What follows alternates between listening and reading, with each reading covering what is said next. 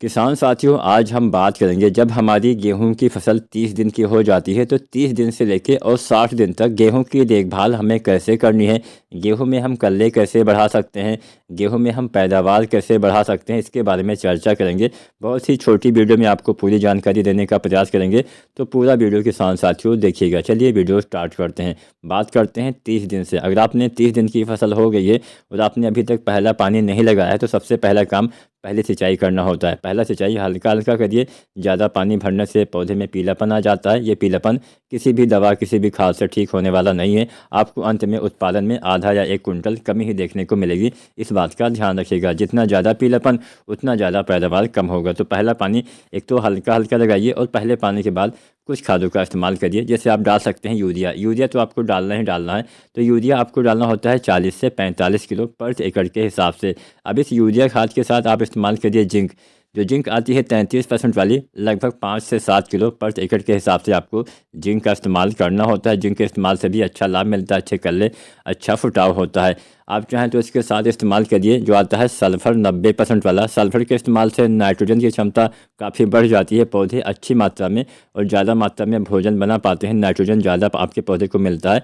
तो सल्फर 90% वाला 3 से 4 किलो, ये 3 खादें, यूरिया, जिंक और सल्फर, ये 3 खादें पहले पानी के बाद इस्तेमाल करेंगे तो बहुत ही अच्छा, बहुत ही बढ़िया फ़ायदा आपको देखने को मिलेगा। ये तो बात हो गई पहले पानी की। इसके बाद बात करते हैं दूसरा पानी। गेहूं की फसल में दूसरा पानी हम 40 से 45 दिन की अवस्था में लगाते हैं। अब दूसरा पानी लगाने के बाद भी हमें कुछ खादों का इस्तेमाल करना होता है। पहले तो आपको यूरिया डालनी होती है। दूसरा पानी लगाने के बाद हम गेहूं की फसल में अंतिम यूरिया का इस्तेमाल करते हैं। अंतिम यूरिया भी आपको 40 से 45 किलो पर एकड़ के हिसाब से डालना होता है। तो पहले तो आपको अंतिम यूरिया डाल देना है। अगर आपने अभी तक पोटास न डाला हो तो पहले पानी या दूसरे पानी तक आप पोटास की पूर्ति कर सकते हैं। लगभग 25 किलो पोटास पर एकड़ के हिसाब से। वैसे तो आपको बुआई के समय 25 से 30 किलो पोटास डालना होता है, लेकिन न डाल पाए हो तो पहले पानी पे भी पूर्ति कर सकते हैं यूरिया खाद के साथ, या फिर आप दूसरे पानी पे भी आप 20-25 किलो पोटास डाल के इसकी पूर्ति कर सकते हैं। तो दूसरे पानी तक आपको यूरिया डालना है, साथ में पोटास डालना है। अब बात कर लेते हैं तीसरा पानी भी मैं आपको बता देता हूँ। तीसरा पानी 65 से 70 दिन की अवस्था में लगाना होता है। अब इससे पहले आपको मान लीजिए गबोट अवस्था आ जाती है, मतलब बालियाँ जब तने के अंदर बनना चालू होती हैं, तो आपको कुछ खादों का इस्तेमाल करना होता है जो मैं आपको थोड़ा आगे बताऊंगा। पहले हम शुरुआत से बात करते हैं। जब आपकी गेहूं की फसल 25 से 30 दिन की हो जाती है, इस अवस्था में आप चाहें, फसल थोड़ा कमज़ोर है, अच्छे से विकास नहीं हुआ है, तो आपको इस्तेमाल करना चाहिए NPK 19-19-19। NPK 19-19-19 1 किलो से लेकर 1.5 किलो अगर आप डालते हैं तो अच्छा फ़ायदा मिलता है, अच्छा लाभ मिलता है। आपके पौधे में हरियाली, चमक, अच्छे से कल्ले का फुटाव होता है। अब इसके बाद आप चाहें तो दोबारा भी, मान लीजिए आपकी फसल 40 से 45 दिन की है और अच्छे से कल्ले का विकास अच्छे से नहीं हो पाया है, आपके पौधे में पीलापन भी, अच्छी ग्रोथ नहीं हुई है, तो इस अवस्था में भी आप NPK 19-19-19 का इस्तेमाल चाहें तो कर सकते हैं। अब बात कर लेते हैं, यहाँ पे हमने बात किया था बालियाँ निकलने वाली हो, गबोट अवस्था आ गई हो तो क्या करें। तो गबोट अवस्था में जब बालियाँ चने के अंदर बनना चालू होती है तो आप इस्तेमाल करिए NPK 052-34।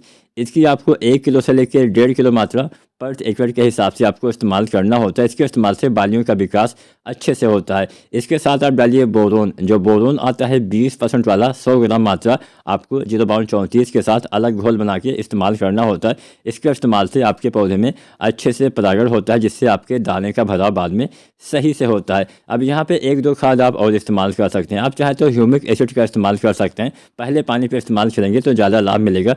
तो जब आप यूरिया डालते हैं पहले पानी पे तो साथ में ह्यूमिक एसिड जो आता है 98% वाला, लगभग 1 से लेकर 1.5 किलो पर एकड़ के हिसाब से आपको इस्तेमाल करना होता है। ह्यूमिक एसिड के इस्तेमाल से पौधे में जड़ों का विकास बहुत अच्छे से होता है। जब फसल में जड़ विकास अच्छे से होता है तो पौधे में कल्ले का फुटाव अच्छे से होता है, पौधे में अच्छे से भोजन बनता है। प्रकाश संश्लेषण भी ह्यूमिक एसिड से काफ़ी अच्छा होता है। इसके साथ साथ ह्यूमिक एसिड आपकी मिट्टी में जो कुछ अघुलनशील तत्व होते हैं उसको पौधे के लिए दोबारा से उपलब्ध करवाता है। तो आप चाहें तो ह्यूमिक एसिड का इस्तेमाल भी किसान साथी कर सकते हैं।